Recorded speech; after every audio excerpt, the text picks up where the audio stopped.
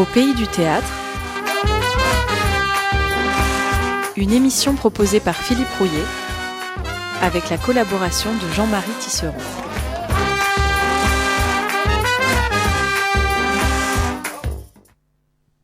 Je voudrais remercier Philippe Rouillet, qui a été mon professeur. Ah non. Si. Qui a été mon professeur lorsque j'étais étudiante à l'université Michel de Montaigne, il y a déjà quelques années. Ah oui, ça ne nous rajeunit pas, ma pauvre dame. Bon, on va continuer, moi aussi. Alors, Christian. Ben oui, c'était il y a longtemps, hein. Mais c'était il y a longtemps, mais le temps s'est arrêté il y a très longtemps, sauf le temps théâtral. Voilà, alors, on en profite, tu te retrouves avec le théâtre de l'Escale. Oui, bon, c'est une vieille histoire, puisque moi je suis intervenu quand j'étais ici sur la Baie, je suis parti de la région en 96. Et avant, j'étais là, je donnais quelques cours grâce à Saunier, à Patrice Saunier, à Marie-Josée Boisis à l'époque, voilà, au théâtre de l'Escale. Oui, on n'oublie pas Patrice. Non, du tout, une personne qui nous est très chère.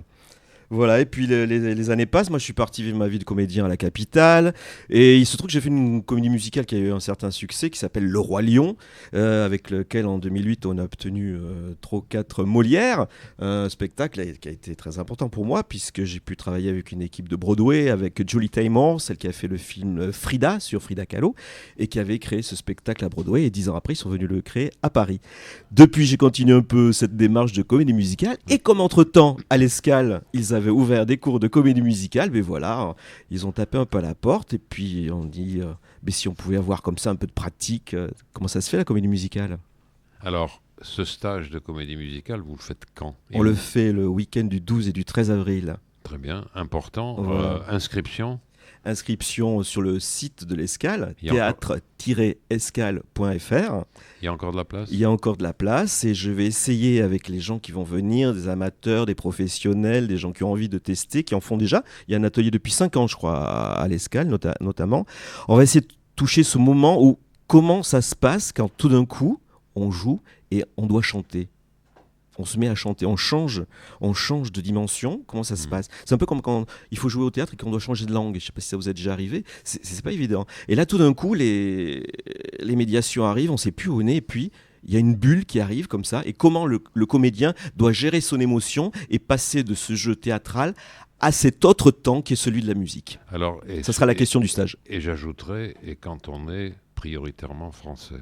Et quand on est français, d'autant plus qu'on a une langue qui est un peu limitée sur la palette sonore, si on peut dire. Et c'est le chanteur, compositeur, interprète qui le dit. Ah non, moi je suis... Oui, tu te rappelles de ça, toi? Ah non, c'est très ponctuel, on va dire, carrément. Je dois même avoir un petit machin là, qui est dans une pochette. D'accord.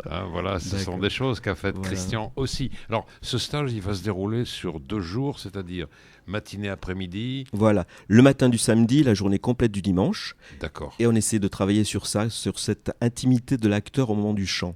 Bon. Alors, il ne faut pas se faire peur, hein. C'est du plaisir aussi. Hein. Bien sûr, mais chanter, c'est toujours un plaisir. C'est toujours du plaisir. Que l'on soit dans l'ivresse de Nisiac ou pas, c'est un plaisir de chanter.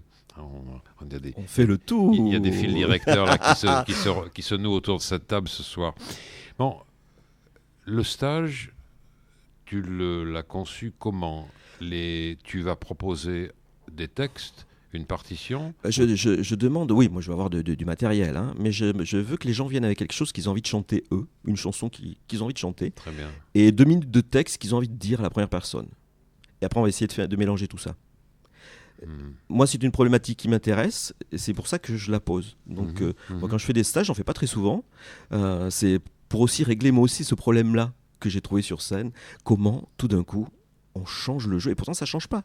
C'est une autre dimension qui arrive, c'est une bulle qui s'ouvre, et le temps devient autre chose, et l'émotion affleure. Et comment ne pas avoir peur de cette émotion qui affleure? Parce que la musique est là. Est-ce qu'on peut expliquer pourquoi l'opérette a toujours eu du succès, mais la comédie musicale en tant que telle, c'est un produit anglo-saxon? Ouais. Aussi bien anglais, hein, si on pense à Gilbert and Sullivan, fin du 19e, il y a même une maison, un théâtre qui s'appelle Gilbert and Sullivan ou le Savoy en Angleterre, qu'aux États-Unis. Qu'est-ce qui nous manque pour avoir réussi ce qui est en train de changer? Oui, je crois qu'ils en ont fait leur culture à eux. Et je pense que ce que tu disais sur la musicalité de la langue y est pour quelque chose, personnellement. Hein. Mais on y vient. Hein. Ça veut dire qu'il faut apprendre, la musique permet d'apprendre une langue qui n'est pas accentué, d'en faire une langue à accent. Tout à fait, tout à fait. Parce que c'est vrai que passe-moi le sel en français, can have the sauce, c'est déjà plus musical. Ouais. Et pourtant, je sais que Demy a réussi à en faire des choses. Bien sûr. Avec le grand. Est-ce que ça reste votre idéal, les Demoiselles de Rochefort? Ah non, il n'y a pas que ça, mais c'est un grand moment de plaisir. A-t-il chanté? Vous avez entendu, hein, c'est un grand moment de plaisir, quoi. Ouais. Bon, moi, je ferais plus les parapluies de Cherbourg. Les parapluies de Cherbourg, c'est peut-être mieux que les Demoiselles de Rochefort. C'est du vrai théâtre musical filmé. Et puis c'est plein de soleil, les parapluies de Cherbourg. L'air de rien. Beaucoup plus que les Demoiselles de Rochefort. Bon, les stagiaires doivent s'adresser au Théâtre de l'Escale. Voilà, sur le site que je vous ai indiqué. www.escale.fr. Il y a un numéro de téléphone? Il n'y a pas de numéro de téléphone, mais je peux vous donner quand même celui-ci, 06 10 14 24 95, pour avoir plus de renseignements. 06 10 14 24 95. Voilà, pour plus d'infos. C'est important. Est-ce que les partenaires, les participants à ce stage viennent avec des vêtements? Oui, il faut venir à l'aise, comme dans n'importe quel stage. Bon, voilà, en survêtement. Tout à fait, c'est possible. vrai, mais c'est vieux jeu. On vient en jogging. Alors, il faut être disponible dans son corps aussi. Avec des chaussures de tennis? Voilà, si on veut, on les enlèvera s'il faut. Très bien. On mettra des talons aiguilles. Alors, à l'issue ce stage est un stage de formation, de préparation. Est-ce que vous avez l'intention, en fin de dimanche, de faire une petite présentation du travail? Mais c'est ce qu'on verra. Moi, je décide jamais de rien. On voit à la fin, même si c'est que pour nous, mais c'est important de montrer quelque chose, oui, de faire une sorte de résumé. Bon, on n'a pas dit, c'est une chose qui nous manque, on n'a pas dit où. Ça sera à Gradignan. Où? Au lieu dit la tannerie. Alors, pour l'adresse, vous verrez sur le site, c'est la Croix de Montjoux, je crois, et le numéro, je ne me rappelle pas bien. Voilà. Près de la Rocade. Près de la Rocade, voilà. Près de la Rocade. Bon, de toute façon, il y a un site, c'est important.